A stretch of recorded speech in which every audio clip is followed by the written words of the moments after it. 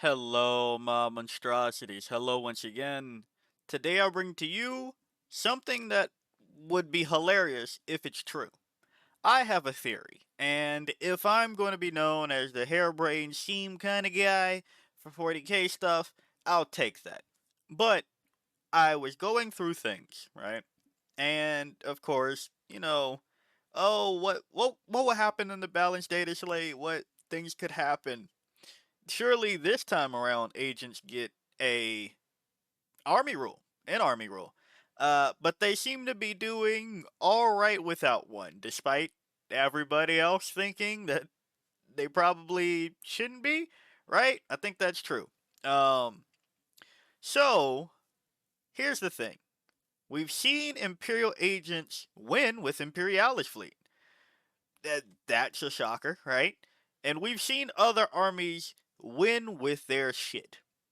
So why aren't we seeing more Imperial agents win by themselves? Well, first off, nobody's playing the fucking army. That's thing number one, too. Or thing number one as well.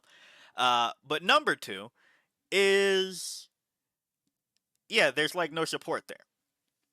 But what the funny thing is, I was wondering how you even begin to fix the army for the detachments, besides giving it an army rule.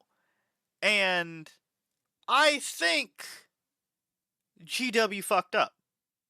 And not in the typical, like, oh yeah, stupid corporation, grr. I mean, they made a fucky wucky that would undo why Veiled Blade Elimination Force is so bad and so perplexing. You see that the Extremis abilities for the detachment rules are priced astronomically. Like, these are the highest costed enhancements in the game, right?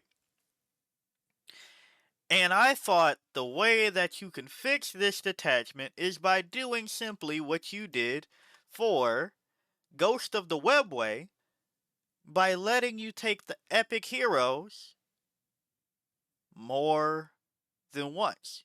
Or rather, they're not epic heroes, technically. They aren't epic heroes, but their data sheets say, hey, you can only have one of these, right? That's why you can put enhancements on them. So I figured if you just made the assassins that are epic heroes, just for proof, right? Let's go down. Here's Calidus, right? Epic hero. Caluxus, epic hero. Eversor, epic hero. Vindicare, epic hero. Even has a nice little blurb here, like if you do the Pokemon swap thing, you can only have one of them, right? That's all cool and fine. And then, I think GW meant to do that. No bullshit. I think GW meant to put that clause that they did for Ghost of the Webway for Veiled Blade Elimination Force and forgot, and because nobody's talked about it, they haven't said shit. Why do I say that? Because notice here, it has Calidus Assassin models only.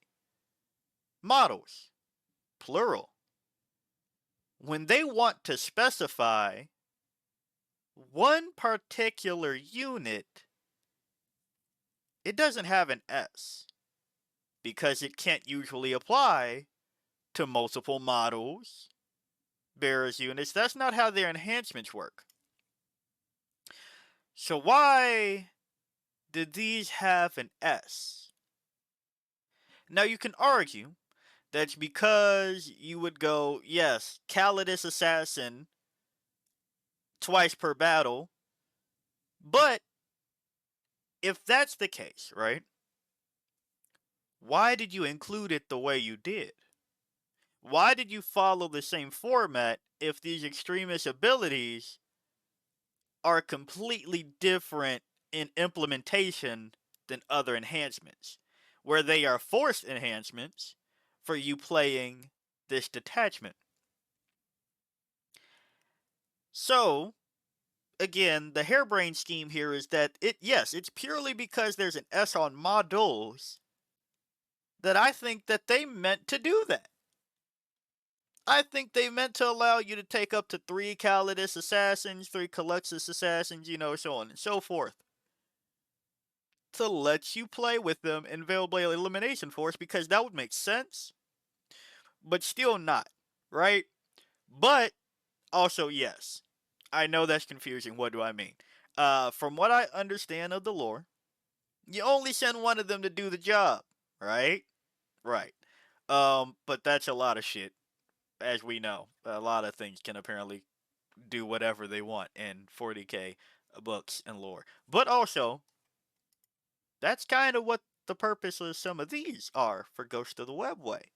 And they broke that rule here, right? And I feel like we've seen it break somewhere else, but I'm blanking on where that is right now. But why did they bother to put models? Why didn't they just say Caluxus Assassin only? Right? Like, that's a bit weird because you didn't copy and paste model only like you do for everything else. Like, what's another example? We're going to actually screw it. Let's go to another one within Imperialis fleet, right? Right. So, like, you didn't put Agents of the Imperium models only. You put model only. And I know I'm like honing in on this for like way too long, but just to really drive it home, that's an interesting thing. But past that, here's the discussion, right? If that was a clause, would this detachment be worth playing?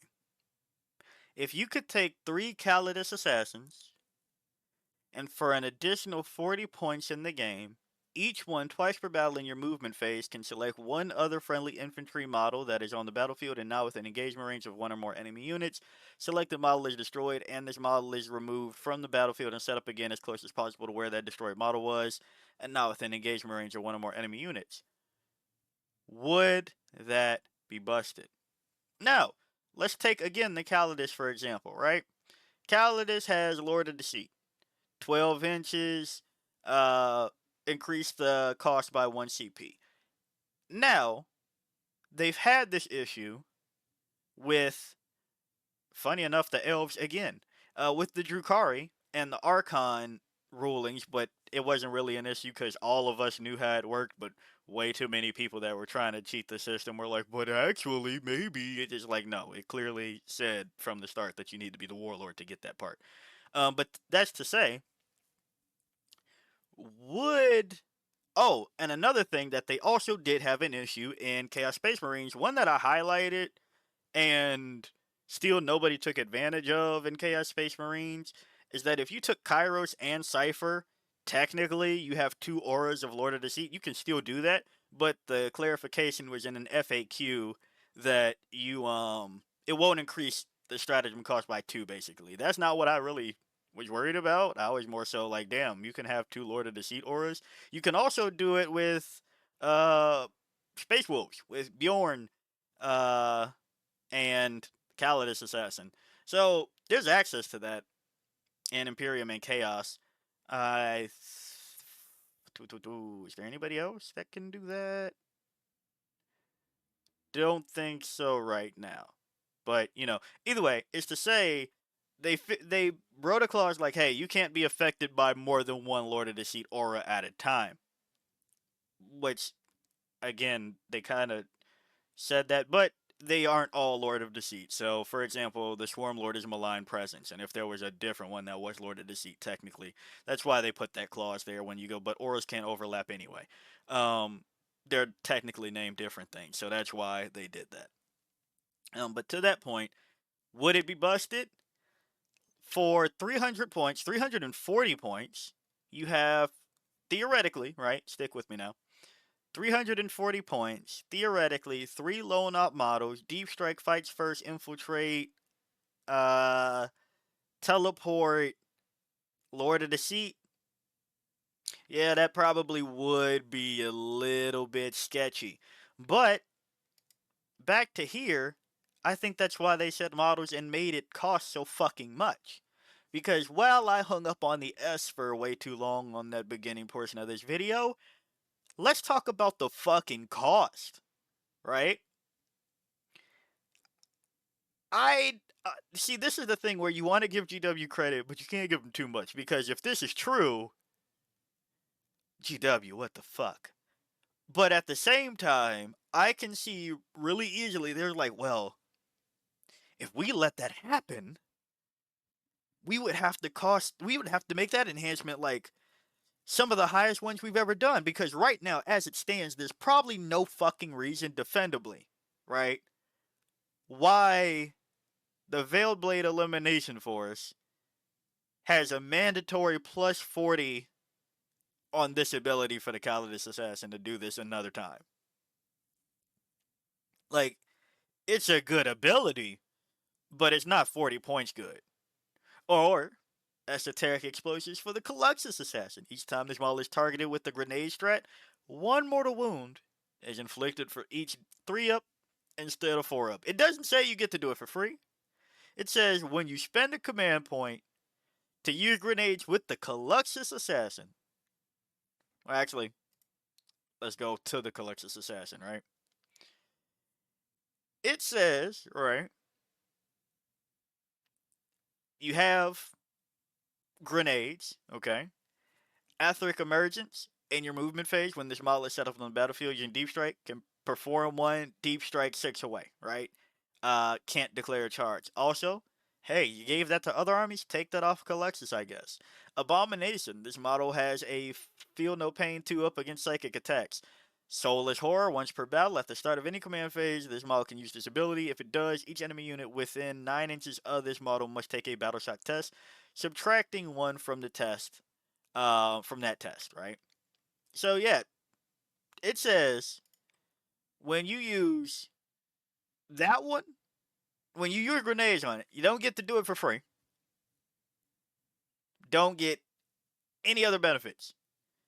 Besides, for another 40 points, your epic hero, you spend a command point and you do mortals on a 3 up instead of 4. Mind you, you're only throwing 6 dice. So, yeah, you've increased the chances, but I don't think that's 40 points, bud. But if you were able to do that on many of them, I'm not going to lie to you. That shit probably still isn't worth fucking 40 points. But it does say models. It does say models. And actually, let's take it a step further, right? Let's go. We're going to pull it over here. That way, just in case I might have anything open, we're going to, I know you can't see what's going on. We're going to pull the Grotmis Detachment itself just straight up here into this tab. Some on the fly editing, I'm sorry, or not editing, on the fly inclusions, right? To prove that it's not just like a typo that Wahapedia made. This shit says models only. So, yeah, they did that intentionally, maybe. So, like, this is the thing. What do you want to believe? Would you rather believe that they forgot a very important clause that they included for something like Ghost of the Webway? Or that they made a typo on something that they've never done and pointed them insanely? Like, which is the more believable one? I don't know. Because it'd be different if this was like, all right, 20 points, S here, right? Shit, 10 points, right? That'd be different. If it said intraneural biotech, you can target this model with heroic intervention or counteroffensive for 0 CP, and you could do it even if you did it on a different unit this phase. Plus 35? Probably not, right? But if you could do that on multiple Everswords that you could bring, now we're talking 35 points. Because now you got 3 angry motherfuckers that kind of once per battle. Well, that's in your movement phase, so let's reel that back in too. So yeah, really, what the fuck are you losing by having? Let's see. 330 plus what was the points of it? So 365, 365 points for 3 units to heroic intervene or counter offensive for free, even if somebody else did it. Loan up, fights first, infiltrates. Do they have stealth? They have stealth, right? Oh, I take that back. I gave them too much credit. That's right. They have Scouts 9. They don't have fights first. Like the Calidus. Yeah, so I think that would be okay. Think it would be okay. Well, counteroffensive. You can. That's why counteroffensive is there. So I guess no shit. That's why they don't have fights first. Um, but for free, now we're talking about that being worth 35 points because now you have 3 units that can heroic intervene and give all of themselves counteroffensive. Why the fuck didn't they just give them fights first? Nah, whatever. But yeah, then we're talking about it. Or Vindicare Assassins, 45 points. If there were 3 of these things, what would that land us? With the fucking Exeter's Rifle, has anti-monster, anti-vehicle 4 up.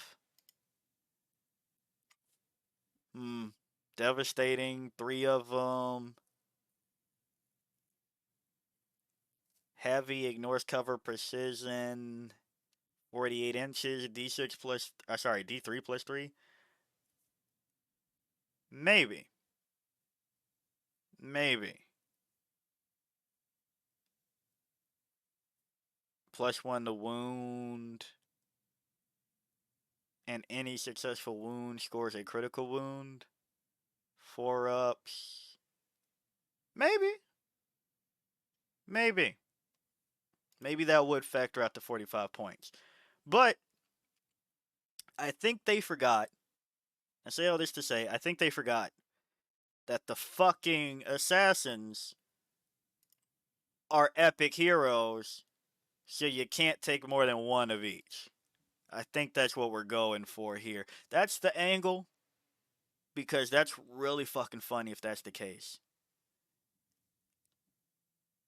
It's also really fucking sad that nobody caught on, if that's the case. Would that fix the detachment? I don't know. I think it would make a lot of shit a lot more explainable about why they did everything that they did here. I still don't think Hyperstims in its wildest dreams needs to be 2 CP. But I should also note you can take the good things out of agents that people like, such as an Immolator. Now, mind you, that's not going to Hyperstims. For Hyperstims, I mean, you can put this with a Watchmaster and they can go on to one of the Death Watch motherfuckers. Let's see. Agents of the Imperium, Watchmaster. Yeah, Death Watch kill teams. They could go to Death Watch kill teams. And we learned that Death Watch has good data sheets. Yeah. So I guess that's why they did it, because you could essentially make it 1 CP +1 to toughness for a Death Watch kill team, but 2 CP for an Eversor Assassin to get +1 toughness and 4 up Feel No Pain. I'm not feeling it. Not feeling it. Sorry, but so yeah, there's definitely some other things that are a bit strange here. But I'm going to wrap this up because I don't want to get too lost into the theoretical sauce. And yeah, I think they made a fucky wucky. So hey, if you like the video, like it. Got a comment for me, comment. And until next time, peace out, my monstrosities.